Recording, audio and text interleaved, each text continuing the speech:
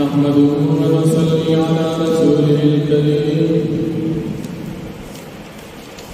अम्मा बअद फ़अऊज़ु बिल्लाहि मिनश शैतानिर रजीम। बिस्मिल्लाहिर रहमानिर रहीम।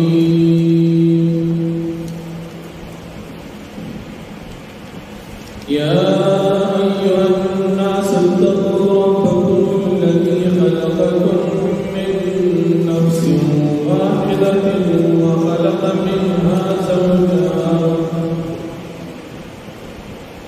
ख़लक़ मिन्हा ज़ौजहा वबत्थ मिन्हुमा रिजालन कसीरन व निसाअ वत्तक़ुल्लाह अल्लज़ी तसाअलून बिही वल अर्हाम इन्नल्लाह काना अलैकुम रक़ीबा। सदक़ल्लाहुल अज़ीम। सूरत निसा सलोरम पारा इब्तिदाई आयत ये सूरत निसा ज़कचे दे सूरत अव्वलनी आयत के लफ्ज़ निसा आमल द सूरत मदनी सूरत थी द हिजरत नबाद नाज़िल शुरू दा सूरत पे एतबार द तरतीब कुरान सा सलोरम सूरत और नुज़ूल पर लिहाज सरा दा सूरत 92 नंबर नाज़िल शुरू पदी सूरत की सलील शुरुआत यौसल शबक और या आयत तदी सूरत दमक की सूरत सरा रबतों मुनासबत दाद कि दमक की सूरत बसूरे आले इमरान द तक़वा ज़िक्र और ददी सूरत बशरों की द तक़वा हो अल्लाह पाक की ददी सूरत दमक की सूरत सरा रबतों मुनासबत वाज़िह पदी सूरत की अल्लाह रब्बुल आलमीन इल्मुल अहकाम ज़िक्र की। इल्मुल अहकाम या इअतिक़ादी या नज़री नियोग पदी सूरत की इल्मुल अहकाम की इअतिक़ादी अक़ीदवी अहकामात बयान बेम इल्मुल अहकाम के कम अमली भी दागे के कम दरे अक़साम नागबहु पदी सूरत की जिक्र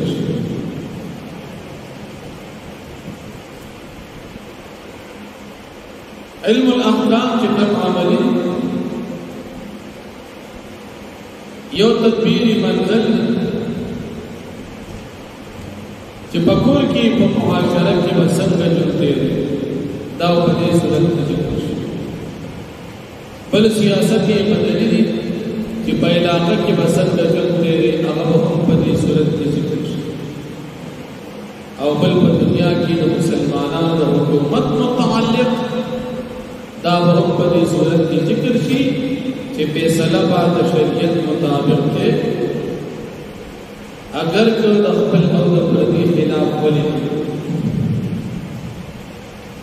नुदा सूरत सूरतुन निसा हज़रत अब्दुल्लाह इब्न मसऊद रज़ियल्लाहु अन्हु फरमाई कि पदी सूरत की 15 आयतुन दासिदी जहामात द टूल दुनिया नज़ियात वक्त यो पदी सूरत की अल्लाह पाक फरमाई इन्नल्लाह ला यज़लिमु मिस्क़ाल ज़र्रा अल्लाह पाक यवी ज़रीब अंदाज़ा पचावान ज़्यादती न करे। वेम इन तजतनिबू कबाइर मा तुनहौना अन्हु नुकफ्फिर अन्कुम सय्यिआतिकुम व नुदखिलकुम मुदखलन करीमा तासु द घटु गुनाहों ज़ान वसाती वाड़ो बाज़ तक़ब्बल रहम सरकार द्रीम इन्नल्लाह ला यग़फ़िरु अन युश्रक बिही व ويغفر ما دون ذلك لمن يشاء. الله جل شانه د شرک نه علاوه ګناهونه انسان تمام کوي. یو انسان وفات شو او د ایمان راوړلو نو دی خو شرک مړ شو د معافي نه کیږي. او ایمان راوړو هر څومره ګناهونه کړي الله پاک بدی یو ورځ د جهنم نه بهر کی او جنت ته به داخل او سلورم ولو انهم اذ ظلموا انفسهم جاءوك فاستغفروا الله واستغفر لهم الرسول لوجدوا الله توابا رحيما.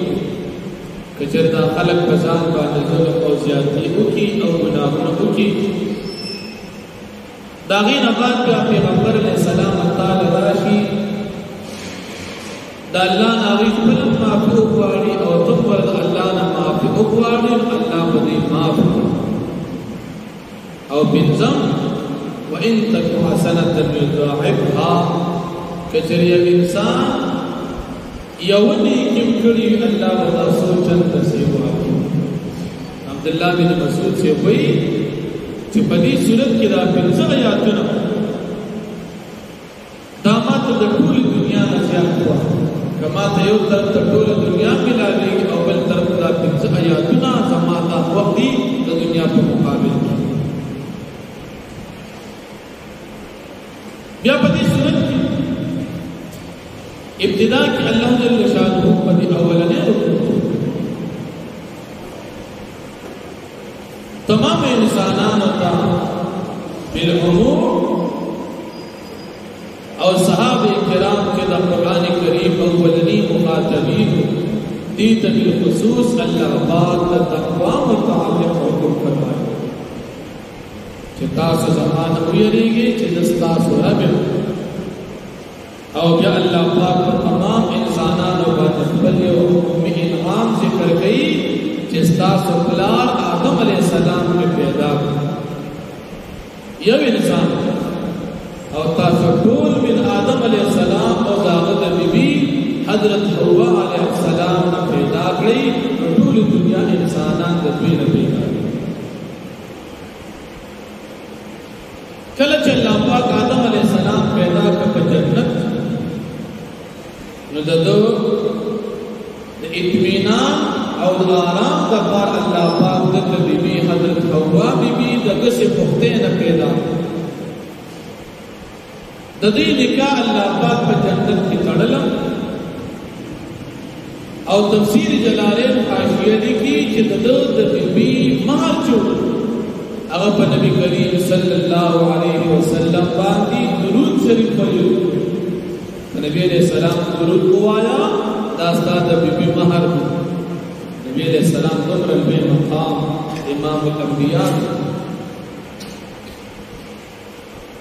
نو الله جل شانه په دې صورت په اولنې رکوع کې د تقوا متعلق ارشاد کړی.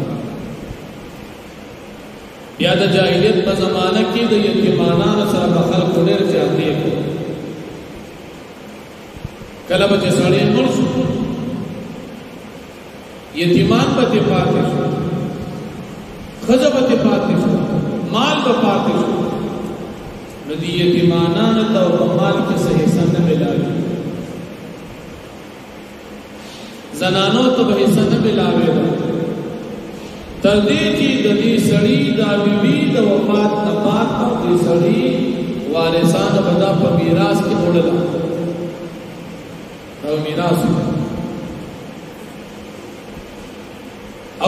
به غچا ته ورکو چې هغه د مقابله سره لکه یو سړی په مرشو ځامن به غټو د جنگ جګړې قابل کو هغه ته به سوا ټول ما شومان ته یتیمانانو ته نه ورکو. اسلام د دغه رواج د جاهلیت ترکیب اگر چنن من مسلمانان هم په دغه جاهلیت رواج کې لګیا لور لئیسا نور گئی فور لئیسا نور گئی ترور لئیسا نور گئی یا لئیسا نور گئی مور لئیسا نور گئی او ویبا مسلمان او ویبا پختون زویل بئیسا ورکی نور لنور کی ولد اللہ بتا خدای ورکی دی ولد نور بیا بعض اوقات کې پکې دا بعض دومره کمزوري وي چې خور نه ایسو اوس دغه قادم ورسره پرېږدي اکثر ورسره پرېږدي که لور دې ایسو غواړي نو بیا په کور بند کې د ایسو وسته خدای ایسو ورکوي خدای د خدای په تقسیم خفه دي نو لور ته خور ته وایي چې ایسه دې وستله تا بیا زما سره رشته داري تعلق نه ساتي دا موږ مسلمانان اکثریت او بعد پکې لا دومره بدبخت دی چې په کمرور کې سړیتوب د هغې د ایسو نیسي بعضې داسې یو سړی ځان لیونی کړي که نه زناوی کړي ضرور ایسه به ونیسي ارو به د سړیتوب نه غږلی کړي دوی دا د ما نه یریږي الله چې کوم ایسه ورکوي مسلمان نه هغه نه ورکوي نو د جاهلیت د زمانې د رواج ترتیب الله پاک الله دې موږ تاسو د دې مصیبت نه خلاص کړي لور د الله ورکړه ده مورم د الله مخلوق دی مورم ورورم کم از کم چې الله ورکړه طالب الله خپل حصہ درکړي په خپل حصہ صبر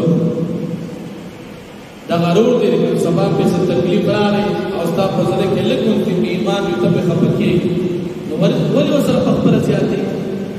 نن موږ مسلمانان اکثر چې کوم لږ داسې دیندار او لږ کسړې نور بنا سره بیا مشران بیا هغه ورور زیاتې کې چې هغه دی لږ بد اخلاق او بدتمیز ګڼي هغه اکثر زیاتې حالانکه دا ګناه ده نبی علیہ السلام په دور کې یو سړی د قبیله بنو غطفان دا غرور وفات او ضرور نه یتیمان بچی او قضا پاتې شو نو دا ټول مال دې تر قبضه کړ دې بچو دې یتیمانو ورته چې دا مستقبل مال حساب لیکن هغه انکار کړ مقدمه نبی کریم صلی الله علیه وسلم تراغلا چې دا یتیمان بچی او دا اورندار د خپل ورنا د خپل بچو حساب وایي کله چې راغل نبی کریم صلی الله علیه وسلم الله پاک آیات نازل کړ چې تاسو یتیمانان خپل مال ورکړئ د دې مال د خپل مال سره یو ځای مخوري خپل حساب باندې صبر وکړئ دا سړی کامل مسلمان مسله ورته مخکې معلومه نه وه چې کله نبی کریم صلی الله علیه وسلم د آیاتونه ولوستل فورا یې توبه وویستله خپل ورورونه ته خپل مال ټول مسلمان دی مسله ورته معلومه شي فورا یې ومني او نن موږ مسلمانان مسلې ښه ډېرې مور خو چې کله د جومات نه وځو چپړې واچو هر څه چاته پرېږدي ته وایې چې جومات دپاره مو یاد کړي او که څوک راته مسلې وي دومره ډېرې مسلې زموږ نه وي چې موږ دا بعض اوقاتو کې د مولیانو نه په مسلو کې تکړه شو او که کله د لور خور حصه شي بیا په دغه ځای کې موږ وایو یاره د استاد یې راسره زیاتېږي ګوره ته هم پکې را داسې اکثر دا زموږ پښتانه تقریبا ډېر د سویچ وادي نو بس قرضې هم راځي واده وله کوي هر څومره تکلیف چې قضا برداشت کې بلا قرضو کې ځان کې رواجونه پوره کوي او که د لور واده هغه د مثال سپواړي نو پاتې بیا حق او که د لور د واده نه بعد هغې سپواړي نو که زوی غواړي یاره څوک چې به زوی دی ولکان دی خامخا د دې ضرورت دی ځان له به کور جوړوي او ځان له پکې ښه ابادي کوي نو زوی له حصه ورکوي او که لور وایي چې یاره بابا تا سره زما لږ حصه کېږي زموږ دا ابرو ورکوټې دي او مالم لږ ځمکه راکړه زما چې څه حق کېږي هغه ته له حساب غواړي ستا په دې واده کې دا دومره خرچې شوي نو دا خرچې خو د دې زوی په دې واده هم شوي د لور د واده نه خو زیاته خرچه د زوی په واده کېږي کالي دې نه دي کړي کم از کم په کالي نه بس تا په دې واده کې ډوډۍ نه ده ورکړې څومره خرچې دي کړي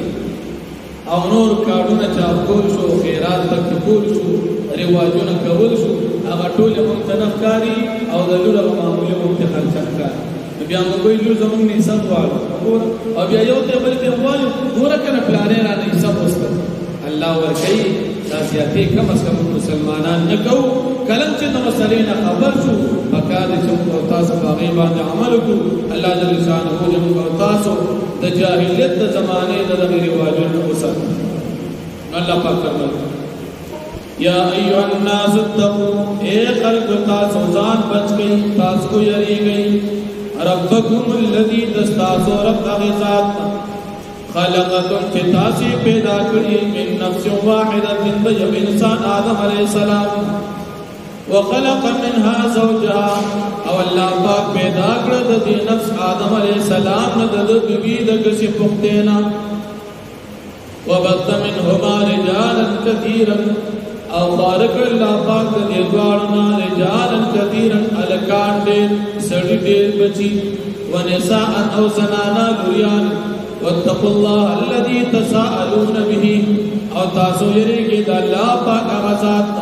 تساءلون به چې تاسو سوال کوي دا د ذات د وسیلې سره د یو بل چاله قسم ورکړي په الله ورکړي چې مال خپل حق او چا سره خپل معاملې کوي الله په ذات سره کوي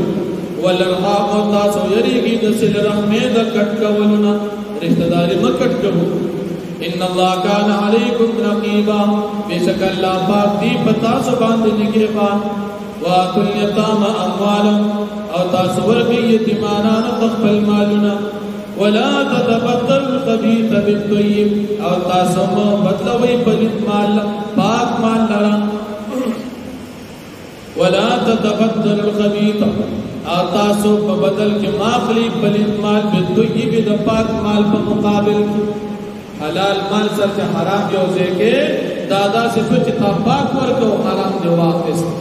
د خپل حق سره چې پردي حق یو ځکه پناره وخت لري دادا سے سوچ تا حلال ورکو پاک ورکو او حرام پلیت دی واپس ولا تتبدل الخبيث او تاسو مبدوي پلیت بالطيب په پاک سره ولا تاكلوا اموالهم الى اموالكم او تاسو مخرج مالونه د یتیمانانو الى اموالکم تقبل مالونه سرا انه كان حبا كبيرا یقینا دا لوی ګناه ده د یتیمانانو د مال وړونا ذات وسات الله جل شانه دې موږ تاسو عمل توفیق راکړي واخذ دعوانا الحمدلله رب العالمین